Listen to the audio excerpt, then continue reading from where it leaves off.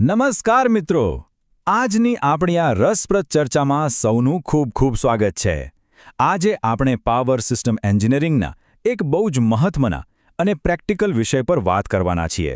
જરા વિચારો કે પાવર પ્લાન્ટમાં જે તોટિંગ ઓલ્ટરનેટર્સ હોય છે, એના સ્ટેટર વાઇન્ડિંગને અંદરના કોઈ શોર્ટ સર્કિટ કે આંતરિક ફોલ્ટથી કેવી રીતે બચાવી શકાય? બસ આ જ કામ માટે એક કમાલની સિસ્ટમ બનાવવામાં આવી છે, મર્સ પ્રાઇસ ડિફરન્શિયલ પ્રોટેક્શન. આજે આપણે આ જ સિસ્ટમ કેવી રીતે કામ કરે છે તેને સાવ સરળ અને બોલચાલની ભાષામાં ડીકોડ કરીશું. તો ચાલો ફટાફટ આજના રોડમેપ પર એક નજર કરી લઈએ. આપણે શરૂઆત કરીશું ઓલ્ટરનેટર પ્રોટેક્શનના બેઝિક્સથી. પછી જોઈશું મર્જ પ્રાઇસનું સેટઅપ અને એનું બેલેન્સનું સિદ્ધાંત. ત્યારબાદ ફોલ્ટ કેવી રીતે પકડાય છે તે સમજીશું અને છેલ્લે પાયલટ વાયરની એક બહુ મોટી પ્રેક્ટિકલ સમસ્યા અને તેના સ્માર્ટ ઉકેલ વિશે વાત કરીશું. વિભાગ 1, અલ્ટરનેટર પ્રોટેક્શનના મૂળભૂત ખ્યાલો. હવે જો આપણે ટ્રાન્સફોર્મરની વાત કરીએ તો એમાં પ્રાઇમરી સાઇડ સ્ટાર કનેક્ટેડ હોય અને સેકન્ડરી સાઇડ ડેલ્ટા હોય, એટલે થોડું કોમ્પ્લિકેશન રહે છે. પણ ઓલ્ટરનેટરમાં સીધો હિસાબ છે. આમાં મુખ્યત્વે એક જ સ્ટેટર વાઇન્ડિંગ હોય છે જે 3 ફેઝની હોય છે. એટલે આપણું પ્રોટેક્શન લોજિક એકદમ સિમ્પલ અને ક્લિયર થઈ જાય છે. આ મર્જ પ્રાઇસ પ્રોટેક્શન છે શું? આને ટેકનિકલ ભાષામાં સર્ક્યુલેટિંગ કરંટ સિસ્ટમ પણ કહેવાય છે. એનો સીધો અને સિમ્પલ ટાર્ગેટ એક જ છે, ઓલ્ટરનેટરના સ્ટેટર વાઇન્ડિંગને કોઈ પણ આંતરિક ફોલ્ટ એટલે કે અંદરના નુકસાન સામે મજબૂત ઢાલ પૂરી પાડવી. આપણે આને ઓલ્ટરનેટરની અંદર બેઠેલો એક કડક ચોકીદાર જ સમજી શકીએ છીએ. વિભાગ 2, મર્જ પ્રાઇસનું સેટઅપ. હવે સવાલ એ થાય કે આ ચોકીદારને ગોઠવવામાં કેવી રીતે આવે છે? તો આ આખી સિસ્ટમનો આધાર વાઇન્ડિંગની બંને બાજુએ લગાવવામાં આવતા એકદમ સરખા, આઇડેન્ટિકલ કરંટ ટ્રાન્સફોર્મર એટલે કે CT પર રહેલો છે. અને આ જ વસ્તુ અહીં સ્ક્રીન પર બહુ સરસ રીતે જોઈ શકાય છે. જો બરાબર વચ્ચે સેન્ટરમાં આપણું ઓલ્ટરનેટર છે અને એની બંને બાજુએ CT1 અને CT2 ગોઠવેલા છે. જમણી બાજુએ બહાર જતી લાઇનો પર સર્કિટ બ્રેકર મૂકવામાં આવ્યું છે, જે ત્રણેય ફેઝને એકસાથે કંટ્રોલ કરવા માટે ગેંગ ઓપરેટેડ હોય છે. આનું વાયરિંગ કનેક્શન સમજવું બહુ જ ઇન્ટરેસ્ટિંગ છે. વાઇન્ડિંગની બંને બાજુની CTs એકદમ સેમ ટુ સેમ હોવી જોઈએ. મતલબ કે એક જો 1000/1ની હોય તો બીજી પણ 1000/1ની જ હોવી જોઈએ.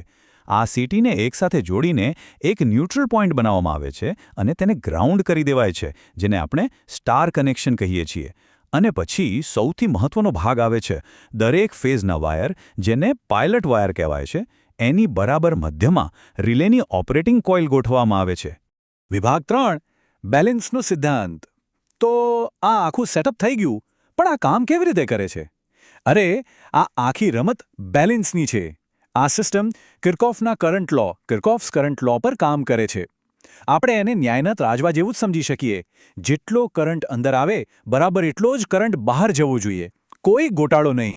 એટલે કે જ્યારે બધું નોર્મલ ચાલતું હોય, કોઈ ફોલ્ટ ન હોય, ત્યારે CT1માંથી જેટલો કરંટ પસાર થાય, એટલો જ કરંટ CT2માંથી પણ પસાર થાય છે.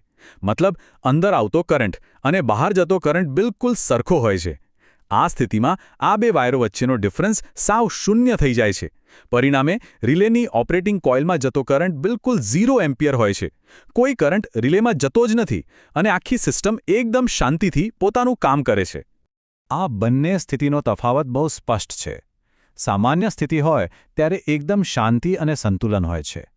રિલેને કોઈ ટેન્શન નથી હોતું, એ આરામથી નિષ્ક્રિય બેસી રહે છે. પરંતુ જેવો કોઈ આંતરિક ફોલ્ટ આવે કે તરત જ આ સંતુલન ખોરવાઈ જાય છે. અસંતુલિત કરંટ પેદા થાય છે અને રિલે તરત જ એક્શનમાં આવીને બ્રેકરને એલર્ટ સિગ્નલ મોકલી દે છે. વિભાગ 4, ફોલ્ટની ઓળખ. ચાલો હવે આ એક્શનવાળા પાર્ટને થોડું ડિટેલમાં સમજીએ. માની લો કે કોઈ કારણસર અચાનક ઓલ્ટરનેટરની અંદર કોઈ એક ફેઝમાં, દાખલા તરીકે વાય ફેઝ પર line to ground LG fault થઈ જાય છે, તો પછી સિસ્ટમ શું કરશે? થાય છે એવું કે જ્યારે આવો ફોલ્ટ થાય ત્યારે કરંટ પોતાના રેગ્યુલર રસ્તે જવાને બદલે શોર્ટકટ મારીને ફોલ્ટવાળી જગ્યાએથી સીધો ગ્રાઉન્ડમાં જતો રહેશે. આના લીધે શું થશે? CT1માંથી તો કરંટ પસાર થશે, ધારો કે 1 એમ્પિયર કરંટ પસાર થયો, પણ પેલી બાજુ CT2 સુધી તો એ કરંટ પહોંચ્યો જ નહીં, એટલે ત્યાં 0 એમ્પિયર નોંધાશે. હવે આ 1 અને 0 વચ્ચે જે 1 એમ્પિયરનો ડિફરન્સ આવે ને, એ ડિફરન્શિયલ કરંટ સીધો જ રિલેની ઓપરેટિંગ કોઇલમાં ઘૂસી જશે. કરંટ મળતા જ રિલે તરત એક્ટિવેટ થઈ જશે અને પેલા ગેંગ ઓપરેટેડ સર્કિટ બ્રેકરને સીધો કમાન્ડ આપશે કે ભાઈ જલ્દી ત્રણે ફેઝ ઓપન કરી નાખો. અને બસ મોટું નુકસાન થતાં આપણું ઓલ્ટરનેટર બચી જશે. વિભાગ 5 પાઇલોટ વાયરની સમસ્યા. હવે અત્યાર સુધી જોતા તો એવું લાગે કે વાહ, શું કમાલની સિસ્ટમ છે, એકદમ પરફેક્ટ. પણ ભાઈ, એન્જિનિયરિંગમાં વાસ્તવિક દુનિયાના પોતાના અલગ જ પ્રેક્ટિકલ પ્રોબ્લેમ્સ હોય છે અને અહીં આખી વાર્તામાં એક જબરદસ્ત ફિઝિકલ ટ્વિસ્ટ આવે છે. જરા પ્રેક્ટિકલી વિચારો. આપણે વાત કરી કે રિલેને પાઇલોટ વાયરની બરાબર મધ્યમાં એટલે કે 50-50% અંતરે મૂકવી પડે. પણ શું રિયલ લાઈફમાં પાવર પ્લાન્ટમાં આવું શક્ય છે? રિલે તો કંટ્રોલ રૂમની અંદર સુરક્ષિત રાખવી પડે. જ્યારે એક સીટી છેક ઓલ્ટરનેટરની નજીક હોય અને બીજી સીટી બહાર સ્વિચયાર્ડમાં દૂર સુધી હોય છે, તો દેખીતી વાત છે કે બંને બાજુના પાઇલોટ વાયરની લંબાઈ તો એકસરખી રહેવાની જ નથી. તો શું આનાથી સિસ્ટમમાં કોઈ મોટો ફરક પડશે? અને અહીં જ સૌથી મોટી કેચ છે. ભૌતિક વિજ્ઞાનનો એક સાદો નિયમ યાદ કરો. રેઝિસ્ટન્સનું સૂત્ર છે R ⍴L/A. એટલે કે સીધી વાત છે, જો લંબાઈ બદલાય તો વાયરનો અવરોધ એટલે કે એનો રેઝિસ્ટન્સ પણ બદલાઈ જાય છે. જો બે વાયરની લંબાઈ અલગ અલગ હોય તો સિમ્પલ મેથ્સ છે કે એમનો રેઝિસ્ટન્સ પણ ક્યારેય સરખો નહીં જ હોય. આ પ્રેક્ટિકલ પ્રોબ્લેમ આખી સિસ્ટમ બગાડી શકે છે. જુઓ, એક બાજુનો વાયર લાંબો છે એટલે ત્યાં રેઝિસ્ટન્સ વધારે હશે અને બીજી બાજુ ઓછો હશે. હવે કરંટની તો આદત છે કે એ હંમેશા ઓછા રેઝિસ્ટન્સવાળા રસ્તે જવાનું પસંદ કરે. આનાથી થાય શું કે સિસ્ટમ પર કોઈ ફોલ્ટ ન હોય, બધું જ એકદમ નોર્મલ ચાલતું હોય, તો પણ ખાલી આ રેઝિસ્ટન્સના તફાવતને લીધે બંને સીટી વચ્ચે કરંટમાં ડિફરન્સ ઊભું થઈ જાય છે અને આ વધારાનો કરંટ રિલેમાં જાય છે. બિચારી રિલેને તો એમ જ લાગે છે કે અંદર કોઈ મોટો ફોલ્ટ થયો છે. પરિણામે ફોલ્ટ ન હોય તો પણ સર્કિટ બ્રેકર ટ્રિપ થઈ જાય છે. આને જ આપણે ટેકનિકલ ભાષામાં ફોલ્સ ટ્રિપિંગ કહીએ છીએ. વિભાગ 6 બેલેન્સિંગ રેઝિસ્ટરનો ઉકેલ. તો હવે આટલી મસ્ત પ્રોટેક્શન સિસ્ટમને આ પ્રેક્ટિકલ પ્રોબ્લેમથી બચાવી કેવી રીતે? અહીં પિક્ચરમાં આવે છે આપણા એન્જિનિયરોનો એક બહુ જ સ્માર્ટ અને સિમ્પલ ઉકેલ, જેને કહેવાય છે બેલેન્સિંગ રેઝિસ્ટર. હવે જરા આ નવું ડાયાગ્રામ ધ્યાનથી જુઓ. પહેલા ડાયાગ્રામ કરતાં આમાં શું નવું દેખાય છે? જુઓ, પાઇલોટ વાયરની વચ્ચે કેટલીક નવી ઝિગઝેગ લાઈનો ઉમેરેલી દેખાય છે. બસ આ જ આપણા હીરો છે, બેલેન્સિંગ રેઝિસ્ટર્સ.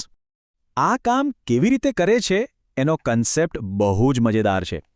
એન્જિનિયરો શું કરે છે કે જે બાજુનો પાઇલોટ વાયર ટૂંકો હોય છે, મતલબ કે જ્યાં રેઝિસ્ટન્સ ઓછો પડી રહ્યો છે, ત્યાં સિરીઝમાં એક એડજસ્ટેબલ રેઝિસ્ટર મૂકી દે છે. પછી આ રેઝિસ્ટરને મેન્યુઅલી એટલો સેટ કરવામાં આવે છે જ્યાં સુધી બંને બાજુનો કુલ અવરોધ એકદમ સમાન ન થઈ જાય. એક રીતે જોઈએ તો આ એક જાતની ટ્રીક છે જ્યાં ટૂંકા વાયરને ઇલેક્ટ્રિકલ રીતે પેલા લાંબા વાયર જેટલો જ મોટો બનાવી દેવામાં આવે છે. બેલેન્સિંગ એકદમ પરફેક્ટ.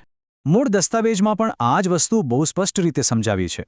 આ મુશ્કેલીને દૂર કરવા માટે પાઇલોટ વાયરની મધ્યમાં બેલેન્સિંગ રેઝિસ્ટર જોડવામાં આવે છે. આ એક નાનકડા ચેન્જથી એ ખાતરી થઈ જાય છે કે કેબલની લંબાઈના ભૌગોલિક ડિફરન્સને કારણે રિલે ક્યારેય ખોટી રીતે ટ્રિપ નહીં થાય.